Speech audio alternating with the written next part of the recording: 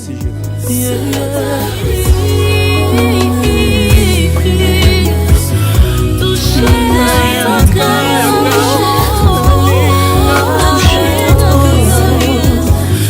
Ta présence est ma sécurité. Être auprès de toi, Seigneur, c'est mon désir. Chanter un chant avec vous. Nous voulons voir ton règne établi sur la nation, entre tes mains, Seigneur. Fais de nous des instruments. Nous voulons voir ton règne établi sur la nation, entre tes mains, Seigneur. Fais de nous des instruments. Nous voulons voir ton règne établi sur la nation, entre tes mains, Seigneur. Fais de nous des instruments dans ta parole.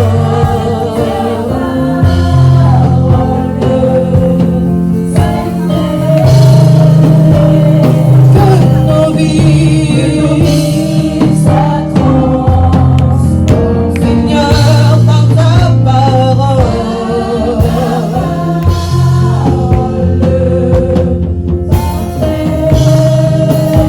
Oui, que nos vies, Seigneur, par ta parole parfaite, Seigneur Jésus, que nos vies puissent encore être transformées ce matin, que nos vies, Seigneur, par ta parole. Nous voulons être, Seigneur Jésus, des femmes, Seigneur Jésus, qui se basent sur ta parole, Seigneur Jésus, et que nos vies puissent encore être transformées, Seigneur Jésus. Oh oui, par ta parole. Oh oui, par ta parole, par ta parole. Oh oui, que nos vies soient transformées. Yeah, yeah.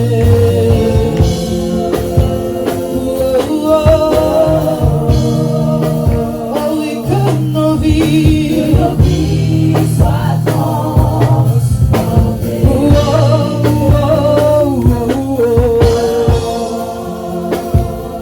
Yeah, yeah. Oh oui, que nos vies soient transformées. Yeah, yeah, yeah.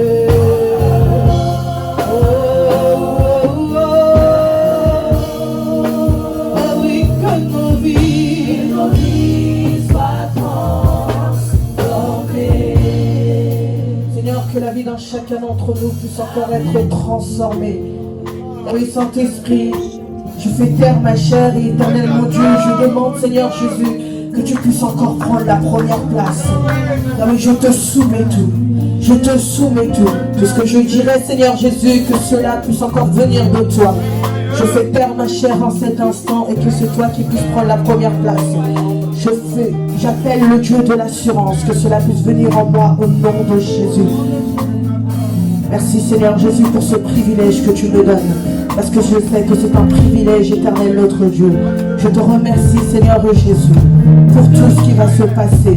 Je remets tout entre tes saintes et divines mains, que j'ai ainsi prié. Amen. Est-ce que quelqu'un peut acclamer pour sa propre vie? Est-ce que une femme peut acclamer pour sa propre vie? Est-ce qu'un homme peut acclamer pour sa propre vie? Épouse de Christ, acclame pour ta propre vie. Merci Jésus. Merci Jésus. Un grand privilège pour moi d'être là. Je remercie Papa Pasteur, c'est vraiment un père pour moi. Il m'a vu grandir et maintenant, voilà ce que je suis maintenant. Je remercie le pasteur Pedro. Je remercie aussi maman. Un grand privilège pour moi, une femme avec un grand cœur. Et c'est vraiment une grâce pour moi de la voir, parce qu'elle me motive au quotidien. Elle voit ce que je suis en train de traverser par mes études, plein de choses, et elle est là, elle m'encourage tout le temps en disant non, il va de l'avant. Et j'avais besoin d'une personne comme ça à côté de moi. Amen. Je dis merci à Dieu pour... on peut acclamer.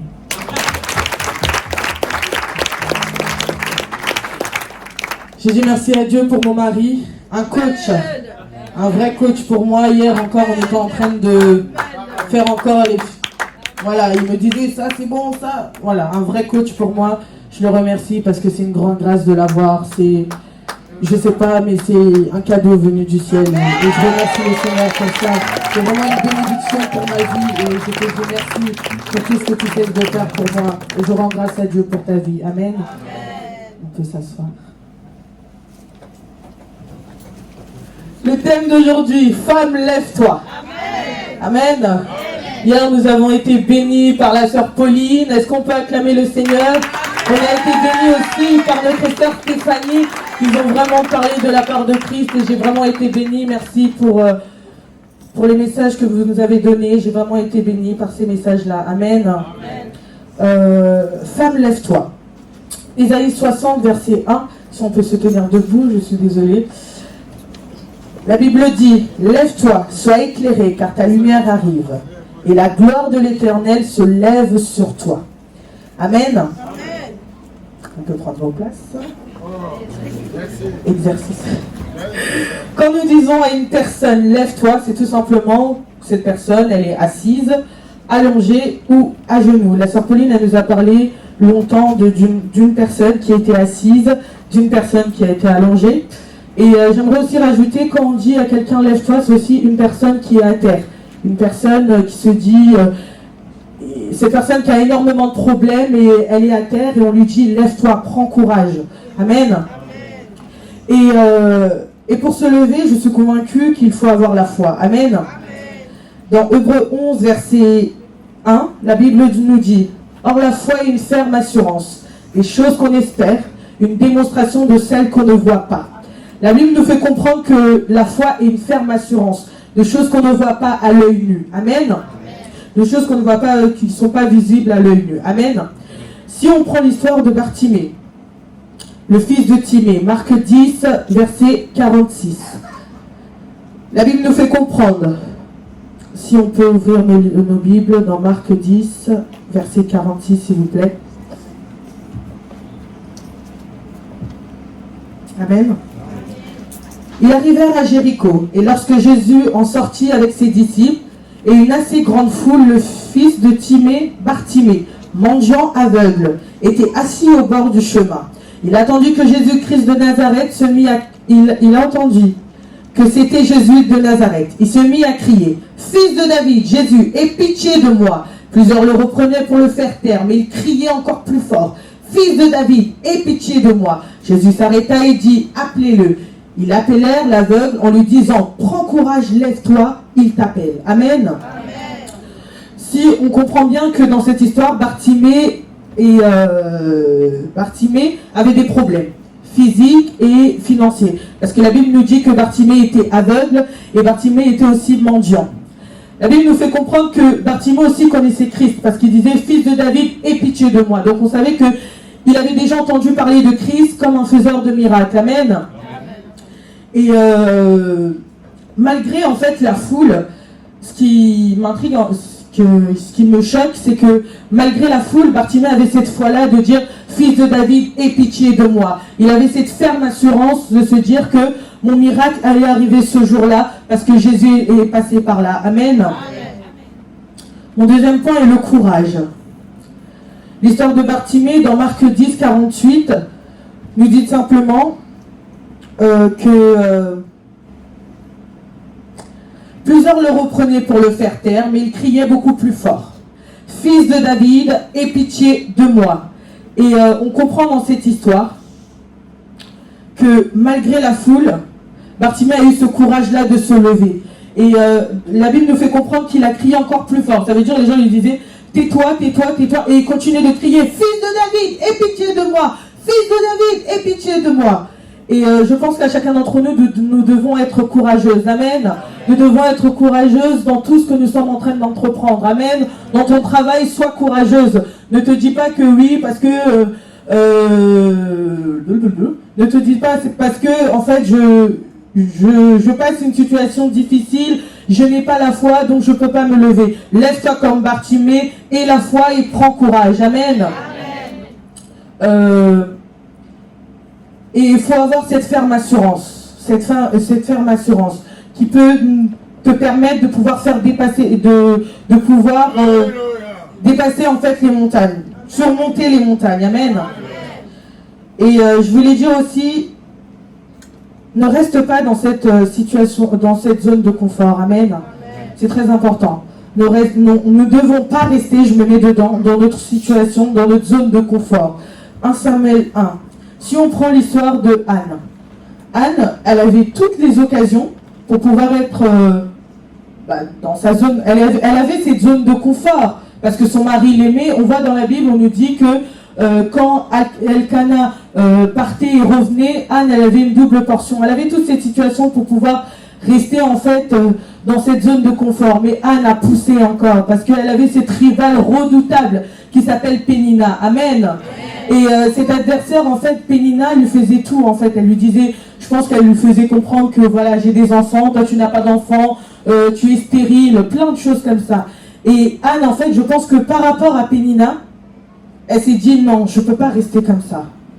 Or qu'elle avait tous les moyens, en fait, pour pouvoir rester. Son mari l'aimait, mais elle se dit, non, je ne veux pas rester comme ça. Je veux encore pousser, je veux avoir un enfant. Je veux donner un enfant à Elkana. Amen. Et je pense que dans notre vie, nous devons avoir de Pénina. Amen. Pourquoi tu as dit Amen? Non, dans notre vie, nous devons avoir des Pénina. C'est très important. Je ne dis pas des Pénina en tant que... J'encourage pas un homme à avoir une deuxième femme. Non, pas du tout. Avoir une Pénina, c'est une personne qui est contre toi. Une personne qui est contre toi. Ça veut dire...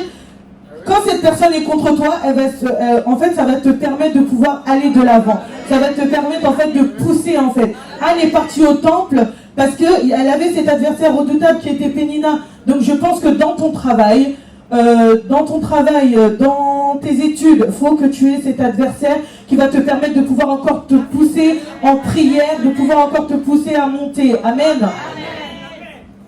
Anne était déterminée et son miracle est arrivé. Amen. Mon troisième point est la détermination. C'est très important dans la vie, nous devons être déterminés. Amen. Parce que tu peux avoir la foi, le courage, mais si tu n'es pas déterminé, quand les problèmes et les échecs viendront, tu vas baisser les bras très vite. Amen. Un petit témoignage. Je passais mon concours d'auxiliaire et je l'ai passé avec une sœur de l'église. Oui, une sœur de l'église. Et du coup, dans un premier temps, on a passé dans 3 endroits. Donc c'était Nanterre, le Cerf qui est à Aubervilliers et plein de choses comme ça. Et du coup, à un moment, elle a eu le concours. Et moi, je ne l'ai pas eu.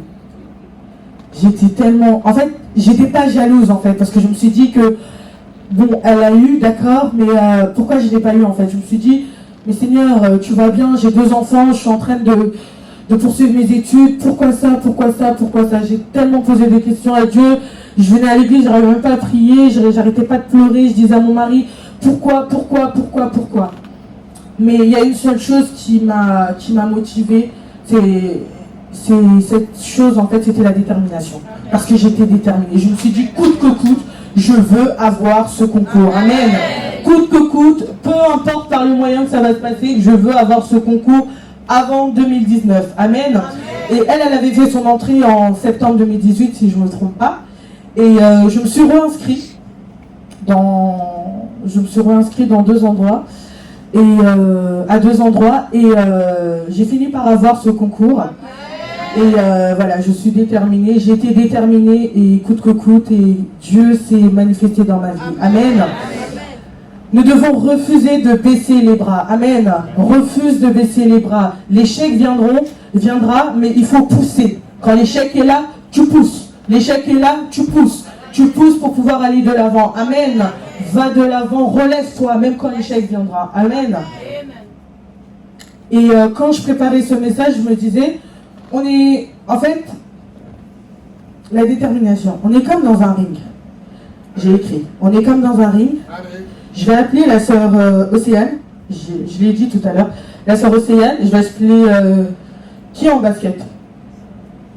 Voilà, la sœur Sephora, et j'appelle la sœur Diola. Voilà. Est-ce que vous pouvez me mettre là? Juste là. Toi, tu es en face. Voilà.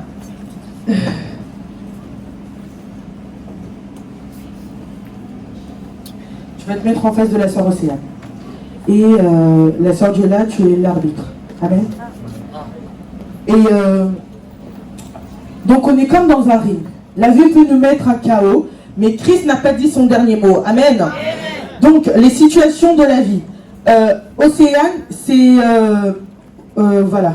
Océane, c'est la personne, le combat de la vie. Mais tu n'es pas le combat de la vie. Amen. Tu es le combat de la vie. Et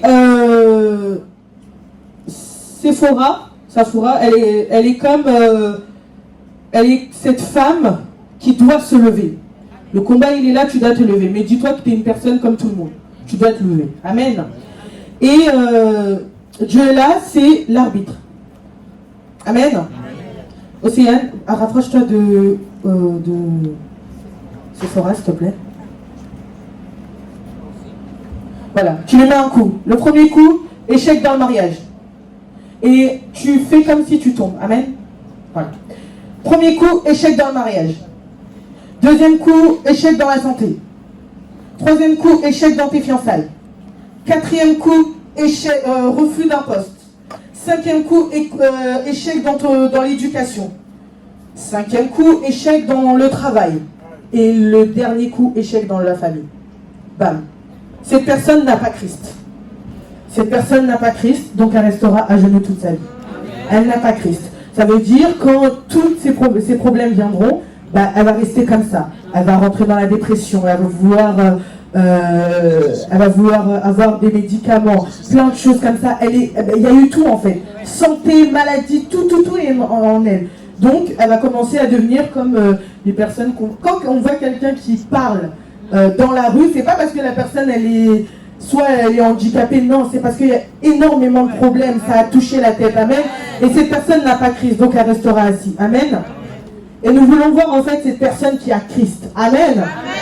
On lui mettra des coups, comme on a fait. Échec dans le mariage, on met un coup. Échec dans la santé, échec dans les fiançailles, échec dans le refus de poste. Échec dans l'éducation, échec dans la famille et échec dans la famille. Voilà, stop. Et quand cette personne a Christ, Christ il vient et il dit, lève-toi ma fille, lève-toi et prends courage, lève-toi et prends courage. L'échec ne fait pas partie de ta vie. Tu dois encore avancer, tu dois encore te relever. Christ est là, il essaie de motiver, il est en train de la motiver. Amen. C'était cet exemple que je voulais prendre. Amen. Est-ce que vous pouvez acclamer pour eux? Donc, tu peux tomber. C'est la vie. C'est la vie. On vit encore dans ce monde. On ne peut pas dire qu'on vit encore au ciel. Amen. On est ici. Donc, il y a des situations qui vont faire qu'il y aura de l'échec. Mais à toi de prendre courage en te disant, Christ est avec moi, je dois me relever. Amen. Et pour finir, en fait, il faut associer la prière. La prière, arme redoutable. Face à l'ennemi, c'est compliqué. Amen. Priez sans cesse pour tous les projets. Parce que j'ai mis prière plus projet. Donc, tu pries, tu visualises le projet que tu veux, que ce soit le mariage, la santé, peu importe. Visualise cela. Tu mets la foi, cette ferme assurance. Des choses que tu n'as pas vues, mais des choses que tu vas avoir. Amen. La détermination. La détermination. Sois déterminé dans tout ce que tu fais. Quand tu veux faire quelque chose, dis-toi, faut que j'ai cette détermination. Amen. Sois déterminé dans ta vie. Amen. Et cela va te permettre de te lever. Amen. Cela va te permettre de te lever. Amen. J'ai fini ce que je voulais dire. Amen. Nous allons nous lever. J'espère que cette parole a béni une sœur, a béni un frère. Nous allons nous lever. Nous allons passer un peu de temps dans la prière. Amen.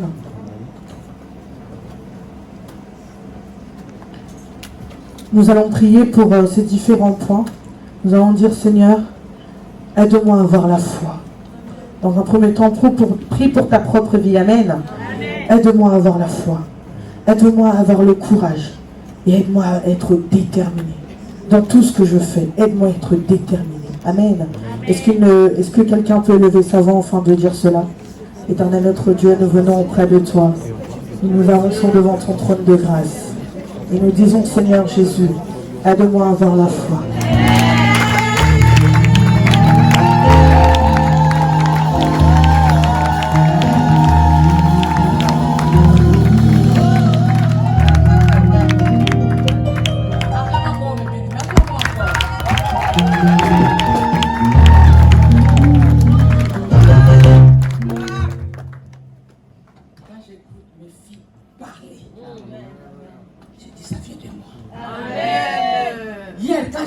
Pauline et Stéphanie, j'ai dit, c'est maman Susanna qui parle. Mais bien aimé, on connaît l'enfant, on connaît la mère quand on entend son enfant parler. Aujourd'hui, quand je vois... Prenez place. Excusez-moi. Même au téléphone, un jour, mon fils Nathan, il appelle à l'hôpital. Le médecin savait qui a fait. Je peux parler à ma maman. Mais c'est qui ta maman? Ma maman. Mais c'est qui ta maman? Ah, ma maman. Dis-moi pourquoi. Parce que les enfants, ils sont toujours habitués à dire maman. Maman. Même pour citer mon prénom, Susanna, ils n'arrivent pas. J'ai dit, Nathan, quand tu appelles à l'hôpital, il faut dire maman Susanna. Tu dis seulement Susanna. Mais non, je ne peux pas dire Susanna. Et le médecin, ils avaient l'habitude. Il avait l'appelé 16h30. Tu sors de l'école, il appelle à l'hôpital. Eh mais tu m'as pas laissé 1 € pour mon goûter, je les trouve où? C'est ça l'appel. Et quand le médecin dit, ah, maman, on sait déjà, Susanna, c'est pour toi, c'est ton fils. Je prends le l'euro. Maman, mon 1 €, tu l'as laissé où? C'est pour mon goûter. Il n'y a que ça l'appel. Et hier, quand j'ai écouté Pauline, j'ai dit, waouh! Pauline que j'ai reçue à l'école de dimanche. Qui avait peur de tout le monde. Tout à côté de sa maman. Pauline est tremble. J'ai dit, waouh! Regarde la petite blanche, elle a peur. Mais un jour, tu vas monter, tu vas être quand tu regardes des blanches, mais des dents des noires. Parce que nous sommes forts. Parfois on arrive, on n'a pas peur. Hier, j'ai écouté Pauline, j'ai dit, waouh! Pauline est transformée. Alléluia. Pour sa famille qui n'était pas là, ils ont planté. Parce que Pauline, c'est une nouvelle génération. Et quand Stéphanie a pris la parole, j'ai dit, oh, si j'étais la maman biologique de Stéphanie, là-bas au Togo, je voulais commencer à dire, il faut que je sois là la prochaine conférence des femmes pour écouter ma fille que j'ai. C'est bien aimé, c'est la joie. Dans les temps d'aujourd'hui, quand tu attends ton enfant qui parle de Jésus, et moi la mère spirituelle, si on donnait des grades aujourd'hui, je voulais devenir colonel. Vous êtes d'accord avec moi? Colonel aujourd'hui même. Papa, Va m'écraser. Général, hein? Ah, ça monte encore. Parce que mes filles, ils ont décortiqué la parole de Dieu. Mais les enfants, ils ont de parler avec assurance. Je sais que là où vous êtes assis, quelque chose est en train de vous toucher. Et quelque chose va se passer dans votre vie. Ce matin, j'ai écouté un message d'une sœur. Il m'a laissé un message, il dit, ah, maman Susanna, je sais qu'il y a de bonnes choses. Et les bonnes choses ont commencé par ma sœur Noëlla. Amen. La sœur Noëlla, quand elle a commencé à parler, j'ai dit, waouh, oh, je ne serai pas stressé. Je ne serai pas stressé, mais c'est le stress qui te fait dire que tu ne serais pas stressé. Parle, elle a dit, ça bouillonne. Mais bien aimé, quand on parle de la parole de Dieu, c'est une naissance. Tu as dit de donner des vies aux gens. Si tu me dis non, je suis calme, non, ça veut dire que tu n'es pas dans la direction de la bénédiction. Quand on est dans la direction de la bénédiction, tu dois sentir quelque chose qui bouillonne en toi. C'est pour ça qu'on dit, quand on arrive, on vient à l'église, je parle à la maternité. Je parle à la maternité. Je vais aller accoucher de bonnes choses. Est-ce qu'il y a quelqu'un dans la salle qui peut lever la main? Mais bien aimé, ne ratons pas cette occasion. On dit conférence des femmes, mais non, c'est pour nous tous. Hommes et femmes. Dirigés par les femmes. Mais dis-toi, si tu es un homme, je dois recevoir quelque chose qui vient du Seigneur. Alléluia.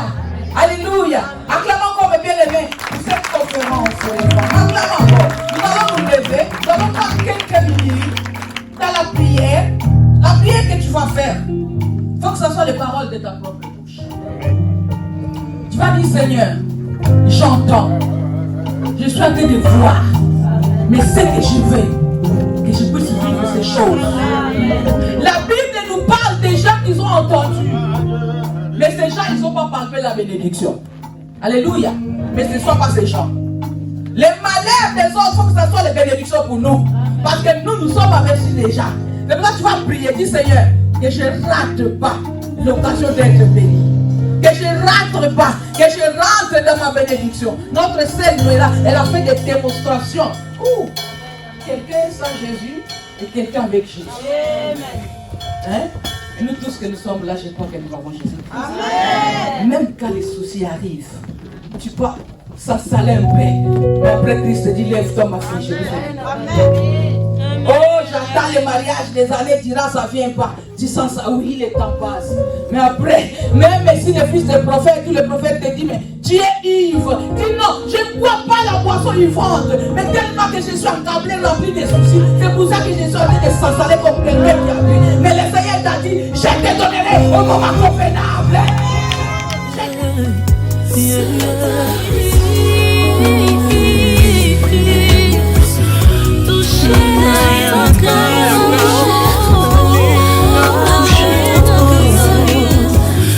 Ta présence est ma sécurité. Être auprès de toi, Seigneur, c'est mon désir.